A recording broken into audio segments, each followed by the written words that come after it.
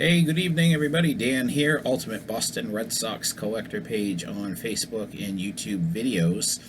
Coming at you with a video tonight for the last couple of mail days. I did receive one package yesterday in the mail, and I received three more today. Mostly autographs. Yesterday's mail day was 2 autographed baseballs. Today's mail day was 2 more autographed baseballs, an autographed bat, and my sport lot order. My sport lot order. Haven't gone through it yet, but 50 new cards of all 2020 recently released sets. There's Select, Finest, Top Series 2, Prism, Big League, and Big League Orange. And I have a couple of parallel cards, I think, in there, and a couple of insert cards. So, not complete team sets on any of them, I think, but a couple of them are probably within a card. So 50 new cards. I'll be getting those entered tomorrow during the day. I don't think I'll do it tonight. I think I'll get it done tomorrow. And hopefully tomorrow night I will have a video with some new totals, updated totals. Today I spent the bulk of my day cataloging. And by cataloging I mean basically I've been working on my magazines the last couple days. Magazines, programs, scorebooks, things like that. I have a lot. I didn't realize how much stuff I have until I started going through it and then realizing that I have basically a couple of racks out in the other room that aren't even cataloged yet. And I have over 525 different pieces right now, and that does not include any of my media guides, which I probably have 40 to 50 different media guides also. So I think when all is said and done, I'm probably going to be pushing about 625 to 650 different magazines, programs, yearbooks, all either Red Sox or players of the Red Sox on the covers. So I basically have a pretty accurate spreadsheet. Actually, I was actually very surprised at how accurate it was. I wasn't missing anything off the spreadsheet. I've gone through 19 binders, and when I say binders, I mean Ultra Pro 3-inch binders of magazines, and I did have 4 or 5 duplicates that I found in there, which I took off my spreadsheet, and I had to change some of the descriptions on them because I had them cataloged incorrectly, and then I went ahead and resorted them, and basically what I'm doing on my spreadsheet is I'm labeling all the albums by number, and then I'm labeling the spreadsheet as to what magazines are in what number albums. So that's probably the easiest way for me to keep track of. So if I'm looking for something in particular, I can say, okay, that's an album 12 or an album 6 or an album 14. So that's the system that works for me. There's been a lot of YouTubers over the last couple of weeks who've been posting videos about how they store their collections and how they catalog their collections. So it kind of got me kicking me in the butt a little. I have so much stuff, and very little of it, other than my cards, are actually cataloged. So I have so many different things. I do have a spreadsheet with all my autographed 8x10s. I don't have anything from my baseballs. That's going to be my next project, is getting my baseballs cataloged, and I want to do some videos on those because I've really been adding quite a few lately, and I'm about to show you 4 more new ones. And I have another one coming that I made a trade for, which I think I made a very good trade for with a fellow Red Sox collector. So hopefully that will come in tomorrow. So I'm going to start out today's video by showing the baseballs that I got in the last couple days. So yesterday was a 2 baseball day, and it was 2 players who, one had a very brief cup of coffee with the Red Sox, and another one who was part of the '86 World Series team. So a nice addition there. The first one I'm going to show is a guy who was picked up, and I'm going to have to do a little research on this because I don't remember what year. I believe he had a card in 2009 Topps Update. He was a later season acquisition, Mr. Casey Kochman. Kochman had a decent career with the Angels before the Red Sox acquired him, and then he went on to play, I think, with Atlanta and possibly some other teams afterwards. So Casey Kochman, official Major League Baseball, again, a guy who didn't play very much for the Red Sox, so I always like to get those kinds of guys. And the next guy was Joe Sambito. He was on the '86 team. Really didn't have much of a role on that team, at least in the postseason. But he, nice clean signature. I got these from the same seller. I did a buy it now. It was buy it now or best offer, and I offered, I think, $15 less than what he was asking, because quite honestly, he was quite high on his asking price, and I knew I had some wiggle room there, and he took both of my offers. I sent in the Joe Sambito first, and he took the offer, and then I offered on the Casey Kochman. The Sambito was actually priced, I think, $10 higher than the Kochman. It's not one you find all that often, and it's a member of the '86 team, so one I definitely wanted to get. And then today's two baseballs that came in, two guys that are a little bit better known.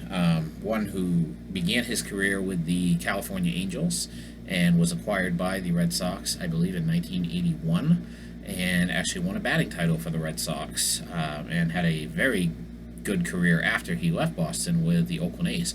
That would be Mr. Carney Lansford. This is a really nice signature, very easy to read. You're not going to mistake that for anything. That's on an official Major League ball, just like I like them. Very clean signature, very clean ball. A nice addition to my Red Sox baseball collection. Guy that played for them in the early '80s, so I always like to get those. He was traded, I believe he broke his leg in the '82 season, and then they ended up trading him when Mr. Wade Boggs came up, and they realized that, hey, Wade Boggs is the guy for the future, so he became expendable. And I think they traded him directly to Oakland, if I'm not mistaken. I don't remember him playing for any other teams, so I could be wrong. Don't quote me, but... And this one is a guy who played for the Red Sox in the early '90s, played 3 or 4 seasons with the Red Sox, had a great career with the Cardinals prior to that, came up as a member of the San Francisco Giants, and I believe he probably played for another team or two after he left the Red Sox, Mr. Jack Clark. And his nickname, of course, was the Ripper. This is also on an official Major League Baseball, and a very clean signature. Has some very, very minor toning on this one. These two I won at auction, again from the same seller. I look to find, when I buy baseballs, I like to try to find multiples from the same seller so I can combine shipping and save on that. And of course, if they have a buy it now or best offer, that's even better. So 4 nice new additions for the baseball collection.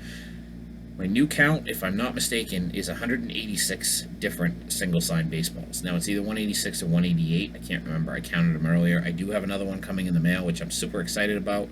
It's a top 10 not active, but top 10 living autograph baseball that I've been wanting to get. It's actually number 3 on my list, and I made a trade for this one. I gave up a bunch of duplicate items that I really didn't care about that have been sitting in boxes, and I think I made out pretty good in the trade.